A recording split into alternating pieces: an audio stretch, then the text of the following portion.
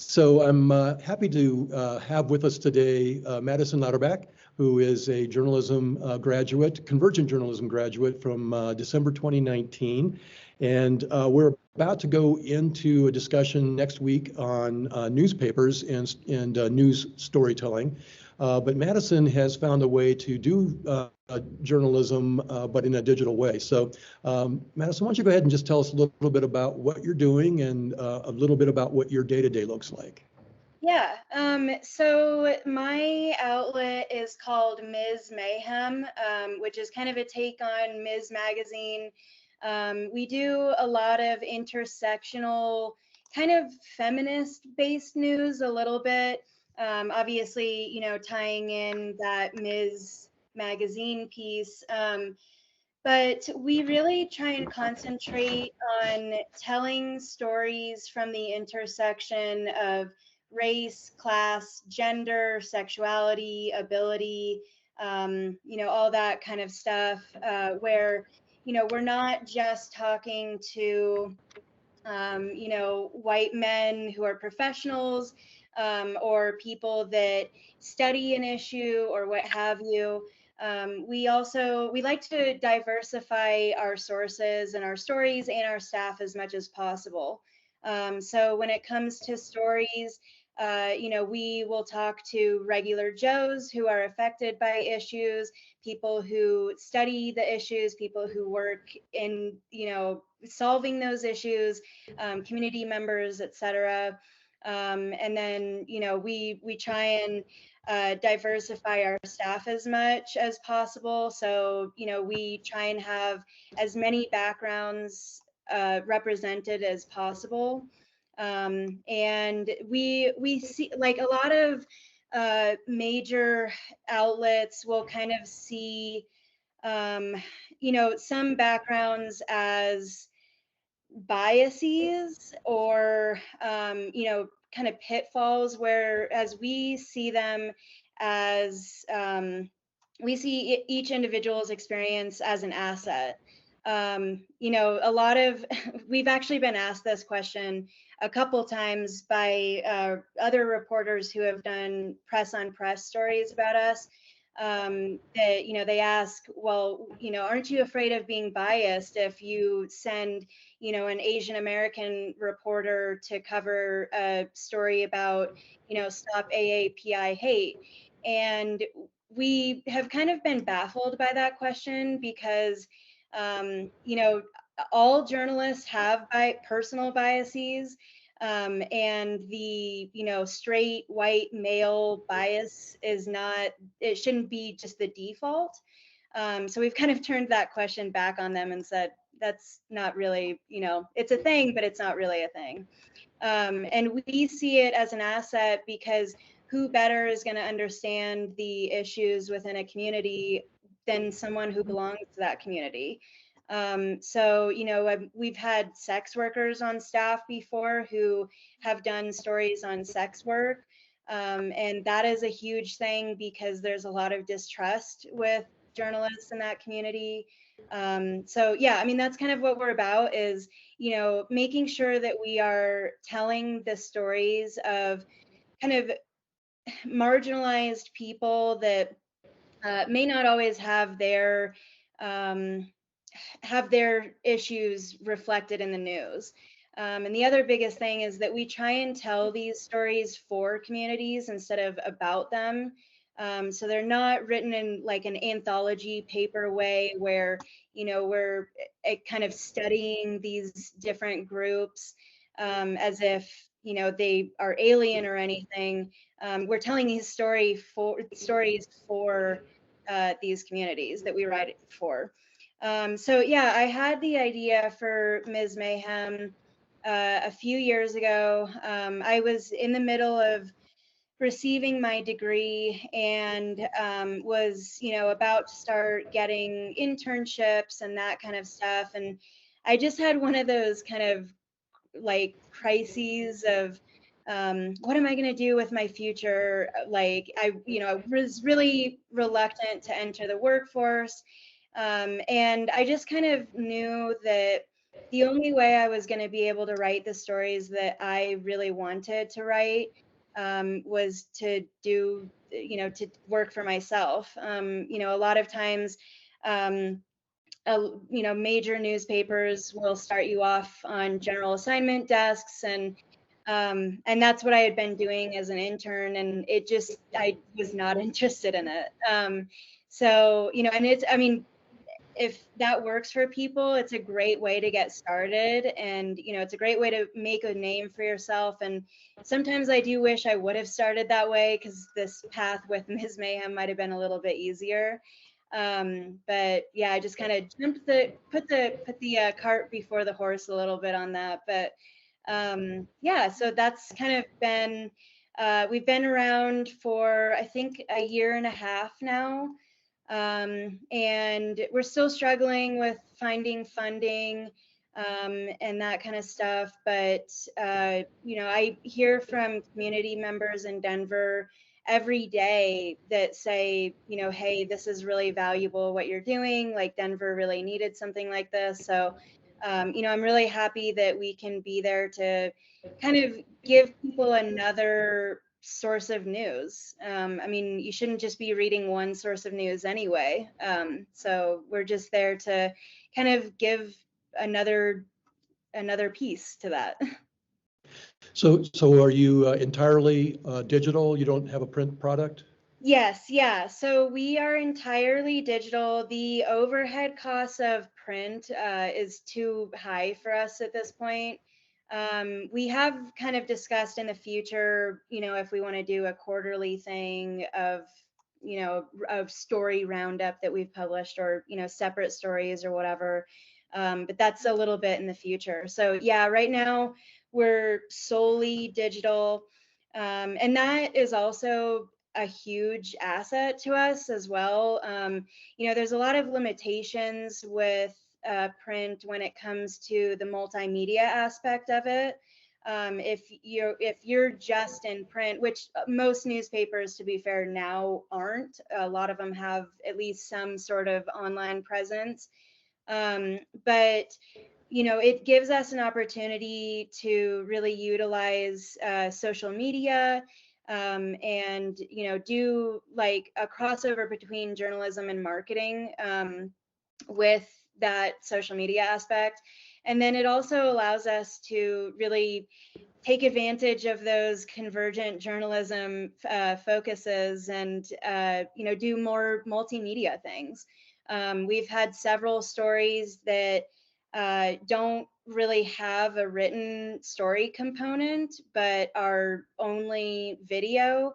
And we're looking forward to coming out with a major project about women in fly fishing in the spring. That was supposed to be out in November, but it got pushed back with COVID. So, but yeah, we're doing, some really cool multimedia stuff that wouldn't really be an option if we were print only. So. All right. I've got a ton of questions, but I do want to give the students a chance. Does anybody on the call have a question at this point?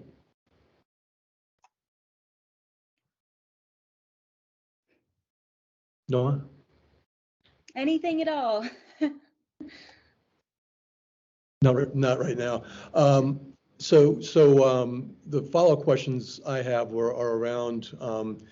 So you're digital, but how do people first find out about you, and how are there any subscribers?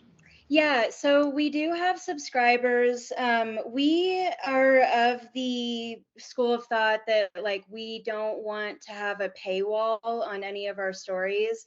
And that ties in a lot to the fact that, we are telling stories at the intersection of all of these different qualities, and one of them is class. And we don't want income to prevent someone from knowing something about their community. So we have not done a paywall, but we do have a subscriber base that we send out weekly newsletters to, that we give kind of like a sneak peek of projects. to that we, we give them early bird access to event tickets, that kind of stuff. So yeah, we don't have a paywall, and we probably never will unless we get incredibly desperate. One of the things that we're working on right now is actually making kind of like a membership based thing where people can pay, $5 a month or 10 or however much they can afford, and each level gets different access and different incentives. But and that's kind of become a really popular thing with a lot of these digital magazines or newspapers, is having different platforms, whether it's on their website membership, or Patreon, whatever it is, Substack. But yeah, so that's kind of where we're at with that. How people find us, we're actually not 100% sure. We know a lot of our a lot of our audience, at least on social media, comes from the ads that we run behind every story. So we're spending, $3 to $4 a day running ads on Facebook and Instagram, and we're able to reach thousands of people that way a week. So that's a huge plus. A lot of it is also word of mouth too. I mean, we've been around for a year and a half, but in the grand scheme of things, that's not really that long. And it's not a whole lot of time for us to really build up a huge readership base. So yeah, a lot of that is coming from people sharing our stories, people liking our page, that kind of deal. So. Okay. So I think the students might be interested also in knowing about, your college path, because as I recall, were you primarily a photographer, photojournalist, or tell me, I can't remember, I'm sorry. Yeah, no worries. So I kind of started in a lot of photo when I first started working for the Metropolitan. I was doing a lot more photo because at the time I was actually a snowboarding photographer. So I kind of translated that a little bit. But as I was going through the program, I kind of discovered that writing was more so my passion. And now I have kind of lost the photo a little bit because I haven't been keeping up with that. But yeah, I've been, for the last several years at least, I've been primarily writing. Okay. Yeah. All right. I'll give students one more chance before I do a final question. Anybody on the call have any questions for Madison?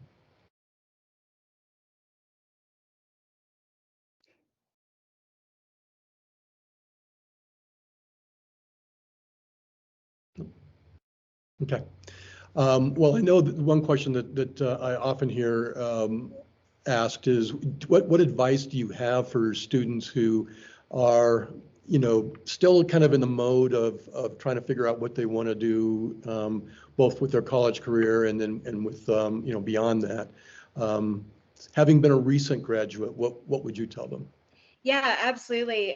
So I have three main pieces of advice. Number one, definitely diversify your portfolio as much as possible. If you don't have many, photo or video clips, make some.